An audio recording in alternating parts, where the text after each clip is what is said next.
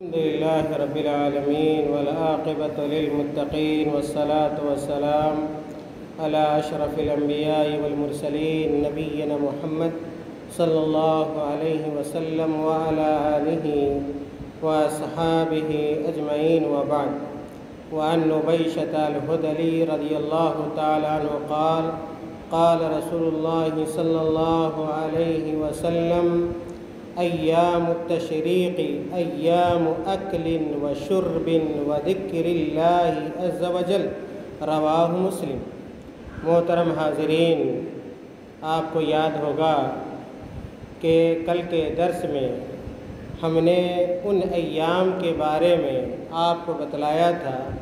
جن ایام میں، جن دنوں میں ہم اور آپ نفلی روزہ نہیں رکھ سکتے۔ ان دنوں میں ایام تشریق کے دن بھی ہیں، اور ایام تشریق کا دن بقرعید کے علاوہ جو 3 دن ہیں ان 3 دنوں کو ایام تشریق کہا جاتا ہے۔ اس حدیث میں جو ابھی آپ کے سامنے میں نے پڑھی ہے، حضرت نبیشہ الہذلی رضی اللہ تعالیٰ عنہ سے روایت ہے کہ رسول اللہ صلی اللہ علیہ وسلم نے فرمایا، تشریق کے دن کھانے پینے اور اللہ تعالیٰ کے ذکر کے دن ہیں۔ گویا یہ جو ایام تشریق ہے یہ کھانے کا دن ہے، پینے کا دن ہے، اور اللہ رب العالمین کے ذکر و اذکار کا دن ہے۔ اس لیے اللہ کے رسول صلی اللہ علیہ وسلم نے ایام تشریق میں نفلی روزہ رکھنے سے منع فرمایا ہے۔ اگلی جو حدیث ہے اس حدیث میں حضرت عائشہ رضی اللہ تعالیٰ عنہ بیان فرماتی ہیں، وعن عائشة وابن عمر رضی اللہ تعالی عنہم قالا لم يرخص في أيام التشريق يصمن إلا لمن لم يجد الهدي، رواہ البخاری۔ حضرت عائشہ رضی اللہ تعالی عنہ اور حضرت عبداللہ بن عمر رضی اللہ تعالی عنہما فرماتے ہیں کہ ایام تشریق میں روزہ رکھنے کی اجازت نہیں دی گئی سوائے اس شخص کے جسے قربانی کا جانور نہ ملا ہو۔ کل میں نے یہ بتلایا تھا کہ حج کی 3 قسمیں ہوتی ہیں، حج تمتع، حج قران اور حج افراد۔ ان 3 قسموں میں سے حج کے لیے ضروری ہے، حج تمتع میں بھی اور حج قران میں بھی، کہ آدمی قربانی کرے۔ لیکن کوئی آدمی اگر قربانی نہیں کر سکتا تو اس کے لیے ضروری ہے کہ 10 دن کا روزہ رکھے۔ چنانچہ ایسا آدمی ایام تشریق میں بھی روزہ رکھ سکتا ہے، اس کے علاوہ کسی کے لیے یہ رخصت نہیں ہے کہ ایام تشریق میں وہ روزہ رکھے۔ میرے بھائیوں، اگلی جو حدیث ہے کہتے ہیں، وَأَنْ أَبِي هُرَيْرَةَ رَضِيَ اللَّهُ تَعَالَى عَنْهُ عَنِ النَّبِيِّ صلی اللہ علیہ وسلم قال لا تخصوا ليلة الجمعة بقيام من بين الليالي ولا تخصوا أيام الجمعة بصيام من بين الأيام إلا أن يكون في صوم يصومه أحدكم، رواہ مسلم۔ یہ صحیح حدیث ہے، صحیح مسلم کی روایت ہے۔ حضرت ابو ہریرہ رضی اللہ تعالیٰ عنہ سے روایت ہے کہ رسول اللہ صلی اللہ علیہ وسلم نے فرمایا کہ دوسری راتوں میں سے جمعہ کی رات کو قیام کرنے کے لیے مخصوص نہ کرو، اور نہ ہی دوسرے دنوں میں سے جمعہ کے دن کو روزہ کے لیے مختص کرو، سوائے اس کے کہ جمعہ کا دن ایسے دن میں آ جائے جس دن روزہ رکھتا ہو۔ میرے بھائیوں، اس حدیث سے یہ بات معلوم ہوتی ہے کہ اگر کوئی آدمی یہ چاہتا ہے کہ جمعہ کی رات کو ہم قیام کے لیے خاص کر لیں، یا جمعہ کے دن کو ہم کیا ہے روزہ کے لیے خاص کر لیں، تو یہ جائز نہیں، الا یہ کہ وہ ایسا آدمی جو ہر ہفتے روزہ رکھتا ہے، یا ایک ایام 20 کا روزہ رکھتا ہے۔ میں نے بتلایا تھا کہ مہینے میں چاند کے اعتبار سے 13 تاریخ، 14 تاریخ، 15 تاریخ کو روزہ اگر کوئی آدمی رکھنے کا عادی ہے، اور انہی دنوں میں سے کوئی دن کیا ہے جمعہ کا آ جائے، پھر کوئی حرج کی بات نہیں۔ لیکن جمعہ کی رات کو صرف قیام کے لیے خاص کر لینا، جمعہ کے دن کو صرف روزہ کے لیے خاص کر لینا، دیگر دنوں کے علاوہ تو یاد رکھیے اس اختصاص کی کوئی دلیل موجود نہیں ہے، بلکہ ایسا کرنے سے اللہ کے رسول صلی اللہ علیہ وسلم نے واضح طور پر اس حدیث میں منع فرمایا ہے۔ حضرت ابو ہریرہ رضی اللہ تعالیٰ عنہ سے مروی ہے، بیان کرتے ہیں قال رسول اللہ صلی اللہ علیہ وسلم لا يصومن احدكم يوم الجمعة الا ان يصوم يوما قبله او يوما بعده متفق علیہ۔ میرے بھائی اس حدیث میں واضح طور پر یہ بتلایا گیا ہے کہ کوئی آدمی صرف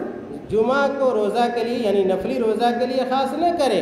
الا یہ کہ اگر کوئی چاہتا ہے کہ جمعہ کے دن روزہ رکھے تو ایک دن یا تو پہلے بھی رکھے، جمعرات کا بھی رکھے پھر جمعہ کا رکھے، یا کہ جمعہ کا رکھے پھر کیا ہے سنیچر کا بھی ساتھ میں رکھے، تو ایسا کرنا جائز ہے۔ لیکن صرف اور صرف جمعہ کے دن کو روزہ کے لیے خاص کرنا یہ جائز نہیں ہے۔ اسی طرح ابو ہریرہ رضی اللہ تعالیٰ عنہ سے مروی ہے، بیان فرماتے ہیں ان رسول اللہ صلی اللہ علیہ وسلم قال اذا انتصف شعبان فلا تصوموا۔ میرے بھائیوں اس حدیث میں اللہ کے رسول صلی اللہ علیہ وسلم نے فرمایا جب شعبان آدھا ہو جائے تو روزہ نہ رکھو۔ رمضان سے پہلے جو مہینہ ہوتا ہے کون سا مہینہ ہوتا ہے؟ شعبان کا مہینہ ہوتا ہے، اور ہم نے اس سے پہلے بتلایا تھا کہ شعبان میں اللہ کے رسول صلی اللہ علیہ وسلم سب سے زیادہ نفلی روزہ رکھا کرتے تھے۔ لیکن اس حدیث سے پتہ چلتا ہے کہ اللہ کے رسول صلی اللہ علیہ وسلم نے بیان فرمایا کہ جب شعبان کا آدھا حصہ گزر جائے تو اس کے بعد روزہ نہ رکھو۔ لیکن صحیح دیگر حدیثوں سے یہ پتہ چلتا ہے کہ اللہ کے نبی صلی اللہ علیہ وسلم شعبان میں شروع میں بھی روزہ رکھتے تھے اور اخیر میں بھی روزہ رکھتے تھے، اس لیے بعض اہل علم نے اس حدیث کو منکر قرار دیا ہے۔ اس کے علاوہ میرے بھائیوں آخری جو حدیث ہے آج کے درس کی، وعن سمہ بنت بسر رضی اللہ تعالی عنہ ان رسول اللہ صلی اللہ علیہ وسلم قال لا تصوموا يوم السبت الا فيما افترض عليكم فإن لم يجد أحدكم إلا لحاء عنب أو عود شجرة فليمضغها رواه خمسة ورجاله ثقات۔ میرے بھائیوں سمہ بنت بسر رضی اللہ تعالی عنہ سے مروی ہے کہ رسول اللہ صلی اللہ علیہ وسلم نے فرمایا ہفتہ کے دن کا روزہ نہ رکھو۔ ہفتہ کے دن یعنی ہفتہ کے دن کس کو کہتے ہیں؟ سنیچر کا دن، کہ آدمی کا جمعہ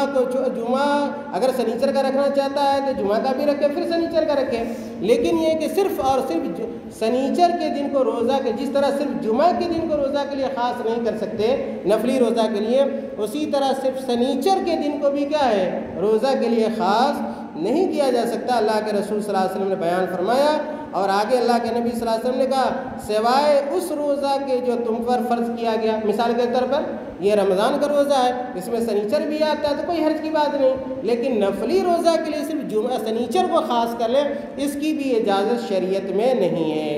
سوائے اس روزہ کے جو تم پر فرض کیا گیا ہے۔ بس اگر تم میں سے کوئی انگور کا چھلکا یا کسی درخت کا تنکا پائے تو چاہیے کہ اس کو کھا لے، لیکن صرف اور صرف کیا ہے سنیچر کے دن کا روزہ نہ رکھے۔ میرے بھائیوں ان حدیثوں سے یہ پتہ چلا کہ کن دنوں میں ہمیں نفلی روزہ رکھنا چاہیے اور کن دنوں میں ہمیں روزہ نہیں رکھنا چاہیے۔ اس کے علاوہ 2-3 حدیثیں نفلی روزے سے متعلق اور ہیں، انشاءاللہ کل کے درس میں یا کل شاید میں نہ رہوں، اس کے بعد جو آنے والا دن ہے انشاءاللہ ان 2-3 حدیثوں کو پیش کریں گے۔ پھر اعتکاف کے مسائل، اعتکاف سے متعلق حدیثیں آپ کے سامنے آئیں گی، قیام اللیل سے متعلق، تراویح سے متعلق آپ کے سامنے حدیثیں انشاءاللہ آئیں گی۔ انشاءاللہ خاطر خواہ فائدہ آپ کو انشاءاللہ درس سے حاصل ہوگا۔ اللہ تعالیٰ سے دعا ہے کہ اللہ تعالیٰ ہمیں اور آپ کو نیک عمل کی توفیق عطا فرمائے، اللہ تعالیٰ دین کی سمجھداری اللہ تعالیٰ ہمیں عطا فرما دے، دین کی تعلیمات حاصل کرنے اور اس پر عمل کرنے کی توفیق عطا فرما دے، آمین۔ وآخر دعوانا الحمدللہ رب العالمین، والسلام علیکم ورحمۃ اللہ وبرکاتہ۔